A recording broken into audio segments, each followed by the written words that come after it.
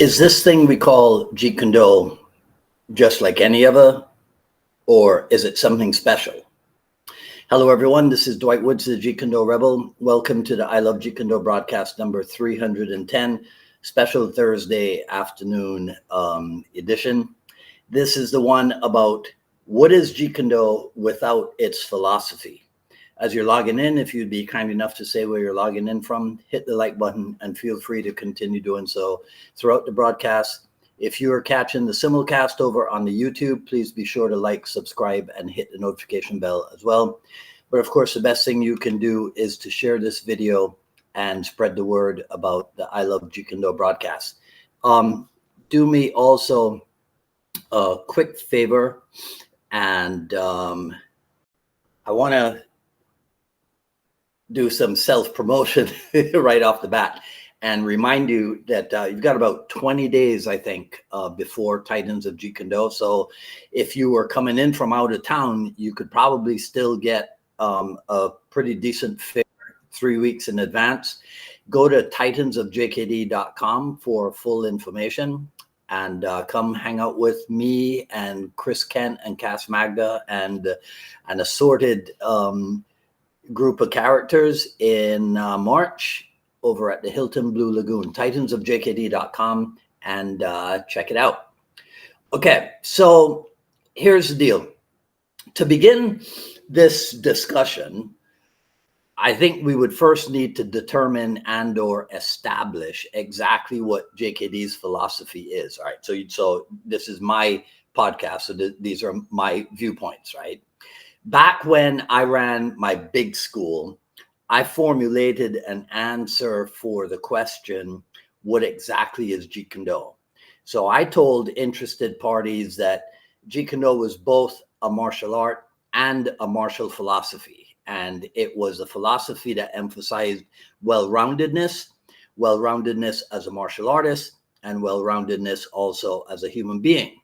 So to be well-rounded as a martial artist, that means that you had to train in empty hands and you had to train in weaponry, because those are the only two areas of martial art training that exist. So that means that if you're training in empty hands, you have to train in, I'll use MMA phraseology. So you have to train in striking and you have to train in grappling. If you're going to train in weaponry, you got to train with solid weapons. You got to train with flexible weapons. If you're training with weapons, you got to train with blunt weapons. You got to train with edge weapons. Now, on the human side of well-roundedness, that means working on physical, emotional, mental, perhaps even psychological development. My unscientific theory is that when you have those things, physical, emotional, mental, psychological development, when you have those things in action, there's a kind of a concurrent, almost automatic spiritual development. So how do you? So you work on physical development. Well, that's obvious, right? You exercise. Emotional development through relationships of all kinds. Mental development from reading, I would say, essentially, and then psychological and or spiritual development through contemplation and introspection, what some people might call meditation and prayer, right? So where did I get all of this? Well, I'm older than a lot of you. So before the John Little series, you had to check out the Tao of Jeet Kune, and you also would check out the article of Liberate Yourself from Classical Karate, right? So inside the Tao, and I realized this earlier today. Let me show you. Well, I don't have the what do you call it? The earlier version. I mean, I do have the earlier version, but I gotta show you something. I thought this was interesting, and give me a second. Let me pull it up here for you, because it's really, those of you who don't have an old edition of the Tao of Jeet Kune, you won't even know that this is how it looked in the beginning, right? Right at the start, let me change this a little bit, okay? Right at the start, of the book, in the content section, this is what you see: a section on Zen, art of the soul, Jeet Kune, organized despair, the facts of Jeet Kune, and the formless form. Now, if you see this in the contents, right, and you don't get a sense that philosophy is an integral part of Jeet Kune, then I hesitate to tell you you're missing the point, or you're missing a point, right? Okay. So that was my mouse is acting up here, right? So that's right at the beginning of the first edition of the Tao of Jeet Kune. In Liberate Yourself, you read sentences like, unlike a classical martial art, there is no series of rules or classification of technique that constitutes a distinct Jeet Kune method of fighting. Jeet Kune is not a form of special conditioning with its own rigid philosophy. You can tell that this didn't come directly from Bruce Lee's mind, right? It looks at combat not from a single angle, but from all possible angles. While Jeet Kune utilizes all ways and means to serve its end, it is bound by none and is therefore free. In other words, JKD possesses everything, but is in itself possessed by nothing. Now, why in heaven's name did Bruce Lee even pen such an article? And as Andy Wilson, I didn't know about this until Andy Wilson pointed it out. Bruce Lee wrote 7 or 8 versions of this thing before deciding ultimately on the version that he submitted to Black Belt magazine. So it seems to me that even if we didn't go any further in this discussion, it's obvious that philosophy is an integral part of Bruce Lee's art, right? But there's this one other sentence of his from the Tao, and it says, Jeet Kune ultimately is not a matter of petty technique, but of highly developed personal spirituality and physique. So that thing about petty technique, I think if you complain about what lead Jeet Kune people are in, if you see them in a video, if you see them in a photograph, you're being petty.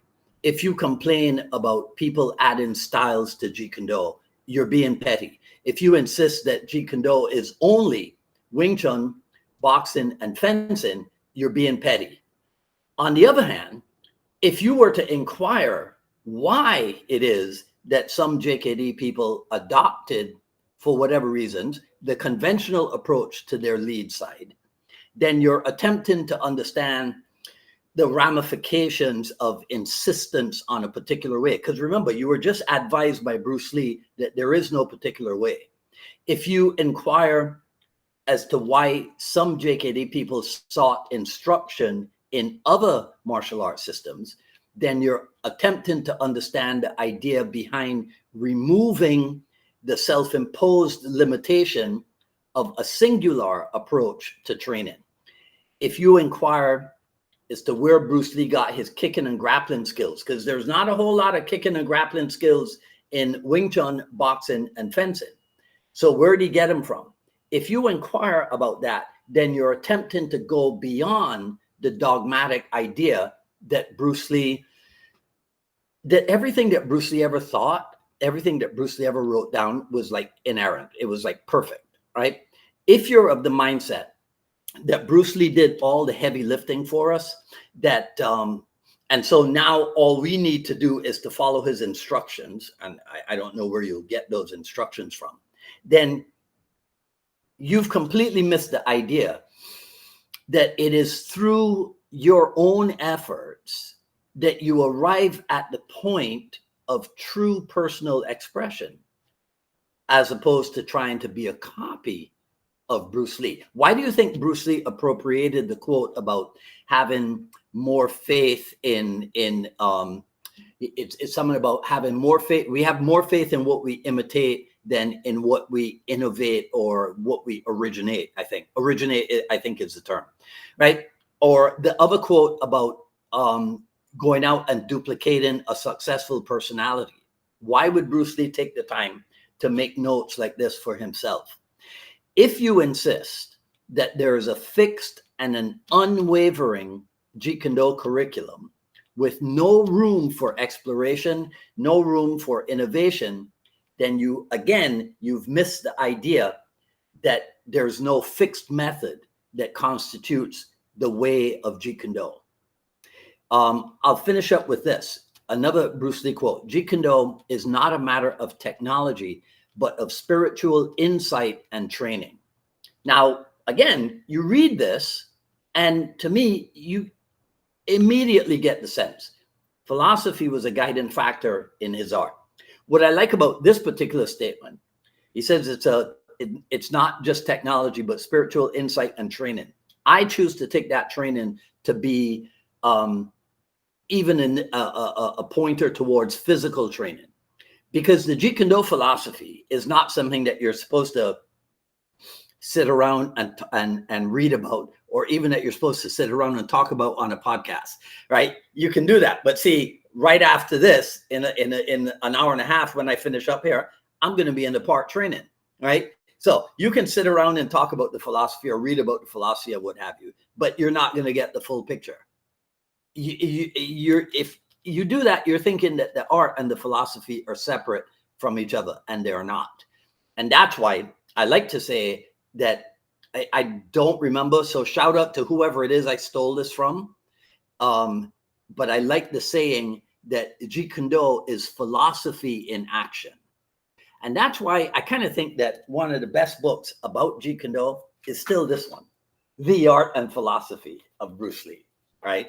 Okay, so that's it for me. You guys let me know what you think in the comments below. That's all I got to say about this video. You guys pretty much know where I'm at with this. If you like what you heard, please comment, rate, subscribe, hit the notification bell. Follow me on Twitter at Dwight Woods and on Instagram at Dwight D. Woods. At paypal.me/UnifiedMA Miami, paypal.me/UnifiedMA Miami. You can pick up a copy of the raw but edited Jeet Kune Journey Volume 1. You can also support me at jkdrebel.com. Click on the Rebel Gear link, and that's where you'll see stuff like this.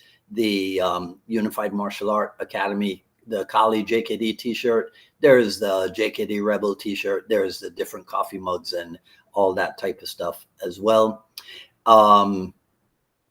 Tomorrow for the Jeet Kune dialogues, we will be on.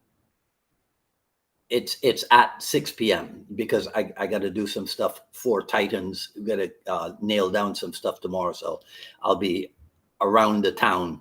So 6 p.m. tomorrow Eastern time, Jeet Kune dialogues with Mark Black, a top contributor here at I Love Jeet Kune and the other Jeet Kune pages. So tune in and check us out at that time. Today is an Indigo Day. There you go.